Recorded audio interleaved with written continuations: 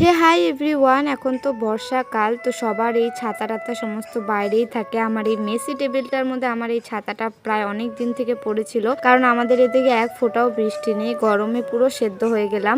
আর অনেক দিন থেকে না আমি ফেসবুক ইউটিউবে এই সমস্ত ছাতার আর্ট, তারপরে ছাতার মধ্যে বিভিন্ন টাইপের কলকা মন্ডলা এই সমস্ত দেখছিলাম। তো আমার ছাতাটা যেহেতু ব্ল্যাক, তাই ভাবলাম যে চলো আমিও একটুখানি ট্রাই করে দেখি ছাতার উপরে মন্ডলা কিরকম হয়। আর বিশ্বাস করো, ফেসবুক ইউটিউবে দেখে যতটা ইজি মনে হয় এই সমস্ত আর্ট অ্যান্ড ক্রাফটের কাজগুলো, এগুলো ততটাও ইজি নয়। যারা এই সমস্ত করে তারাই জানে। আমার এই এক একটা সাইডের মন্ডলা করতেই প্রায় 2 ঘন্টা করে লেগে যাচ্ছিল শুরুর দিকে। আর প্রায় আমি 4 দিন ধরে এই পুরো ছাতাটাকে কমপ্লিট করেছি। আমি এরকম আধুরা ছাতা নিয়েই পুরো ঘুরে বেরিয়েছি, এদিক ওদিক গেছি, মানে বেসিক্যালি রোদ্রের জন্য ছাতাটাকে ইউজ করা। আর দেখতেই পারছো যে আমার 3টে ডিজাইন অলরেডি কমপ্লিট। আজকে 4 নম্বরটা নিয়ে বসেছি আর এটা করছিলাম আর ভাবছিলাম যে আমি কালকের মধ্যে এই ছাতাটাকে কমপ্লিট করবই, যাই হয়ে যাক না কেন। সকাল থেকে খেয়ে না খেয়ে আমি ছাতাটার পেছনে লাগবো। আরও বাকি যেই 4টে ডিজাইন আছে ওই 4টে ডিজাইন আমি কালকের মধ্যে কমপ্লিট করব।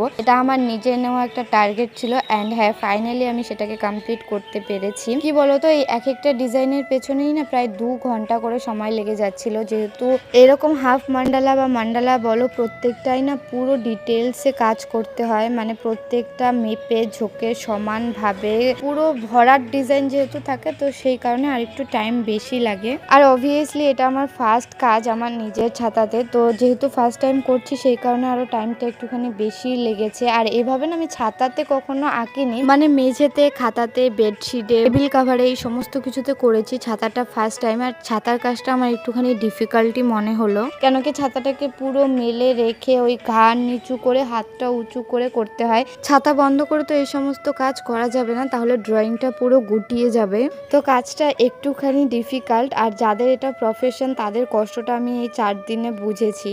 আর এই সমস্ত কষ্টগুলোকে না একদমই কষ্ট মনে হবে না যখন কাজটা একদম তোমার মনের মতো হবে। তুমি কাজটা কমপ্লিট করার পরে পুরো স্যাটিসফাইড ফিল করবে।